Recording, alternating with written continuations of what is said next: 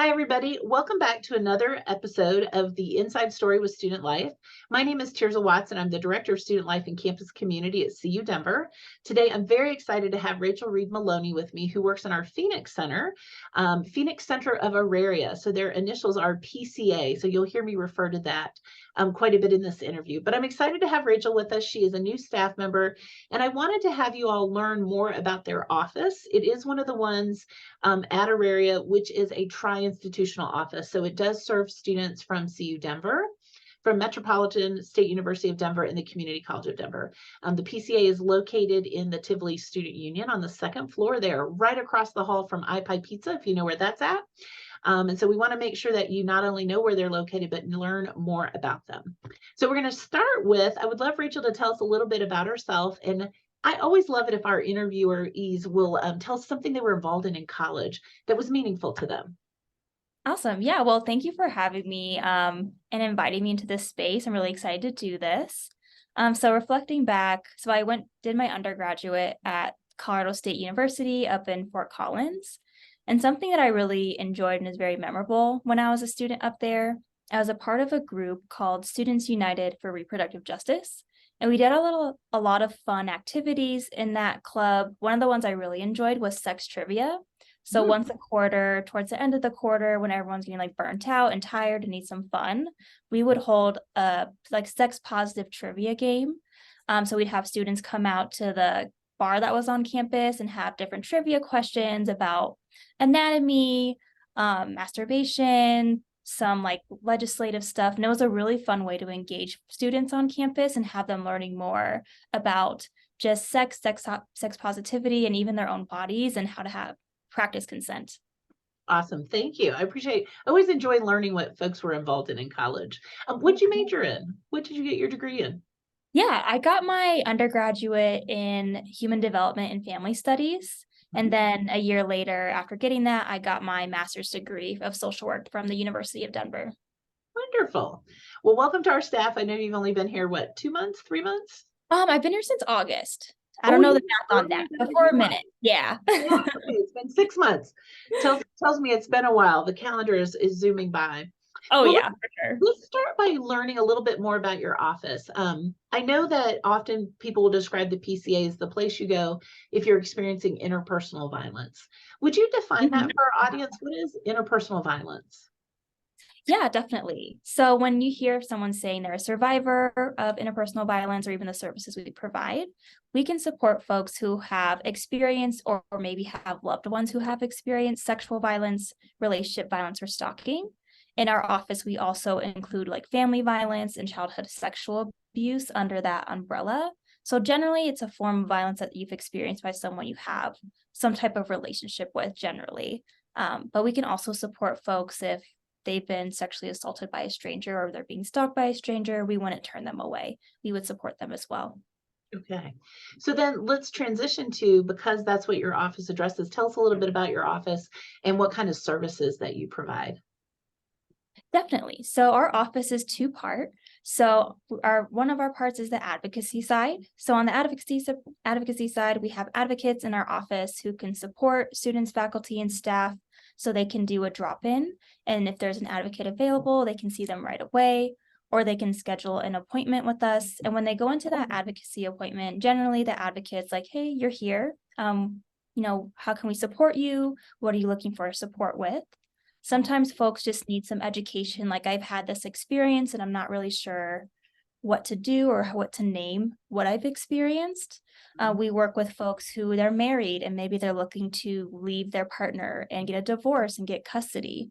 And we could support folks navigating those legal processes along with like safety planning, doing some emotional crisis support if folks are in crisis.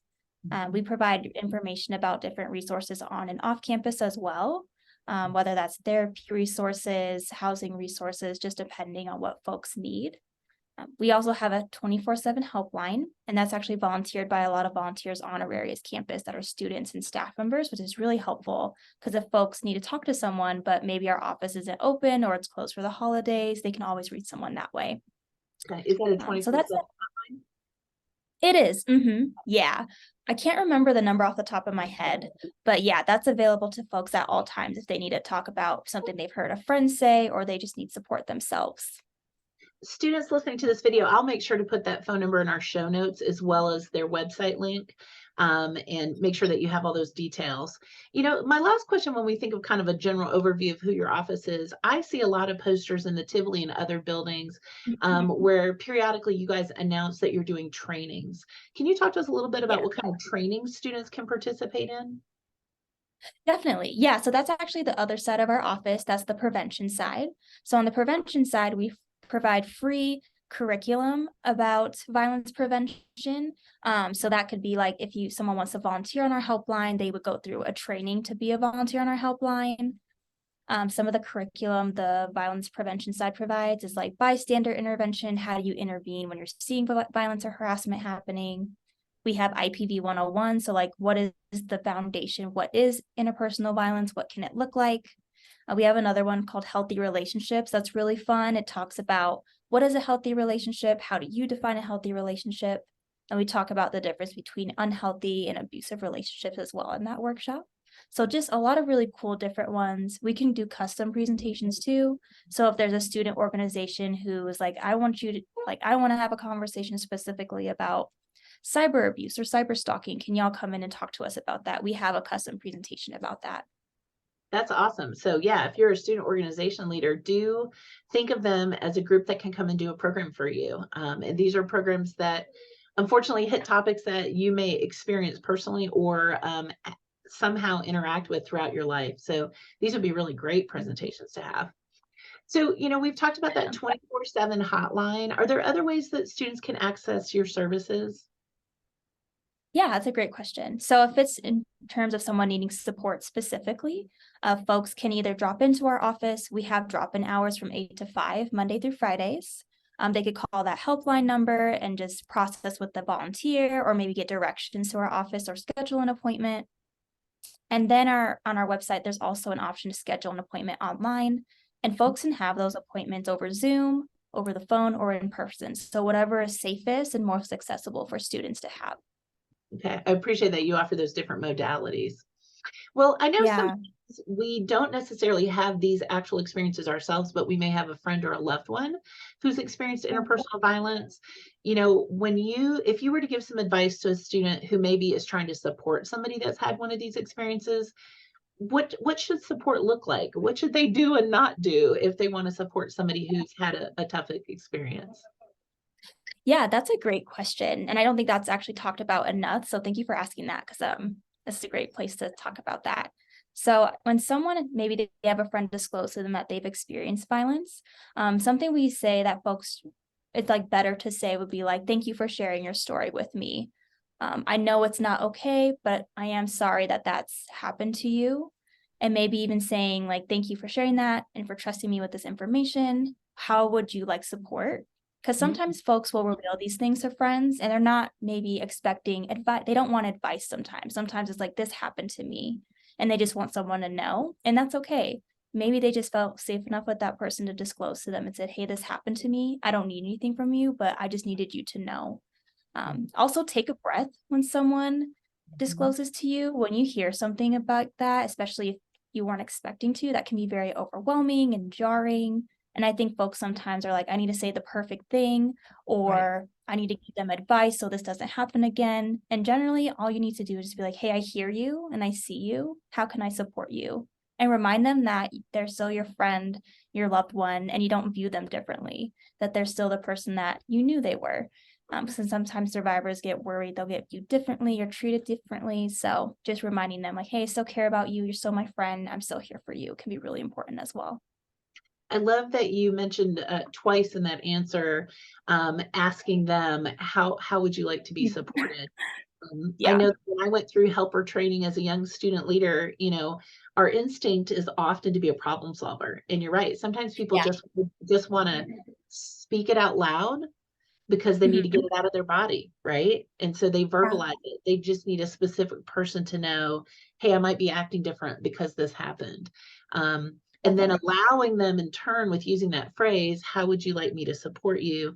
gives them that power and control, and to clearly communicate if they know in the moment, I just need you to listen, or yes, I need some help taking action, but not Yeah. assuming that they want to take an action right then, that they want you Yeah. to do it for them. Like, we want to make sure we're not taking power away. Yeah. Exactly. Yeah. And a lot of folks sometimes like, I just need time to think about this. I don't know what I need. But once again, yeah, allowing that power control back to that person who experienced harm, and knowing you're not going to be that person who's going to try to tell them what to do or how to live their life moving forward. Well, my last question is, how can students get involved in your office if they were interested in volunteering, just like you volunteered at CSU as an undergrad? Yeah. So if students are interested in volunteering or even having internships, if they go to our website, there's a section called Get Involved. And there's multiple parts to that. So there's the part for internships. If there are folks who are specifically interested in doing advocacy, so supporting folks on campus who are survivors, we have a graduate level internship for those folks, and they would actually be doing advocacy with students. And then on the prevention side, that's available to undergraduate and graduate students. And those students would be doing the presentations, table games, helping plan events. But if someone's just interested specifically in like volunteer work for maybe like an hour every now and then, they could help us do our bathroom signs that we have. We change those out once every 6 weeks, and we always need help with that because that's a big task. So helping us out with that. We always make our famous PCA buttons that are really unique. We can always use support with that as well. And we also have Sexual Assault Awareness Month coming up in April, and we have a lot of cool events going on during that month. So we'll need a lot of volunteers to help with setting up the clothesline project, helping with our Consent Turns Me On carnival. So if you just keep an eye on our Instagram and our website, there'll be multiple volunteer opportunities for folks if they're interested. Awesome. Thank you so much.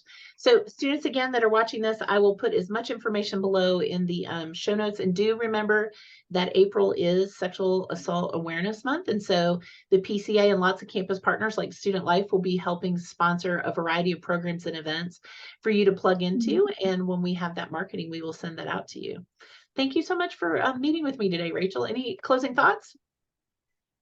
No, yeah, just thank you for having me. And I hope students that y'all find this interesting and reach out to me if you're interested in volunteering or being an intern in the 2023-2024 academic year. Awesome. Thank you. Bye, everybody.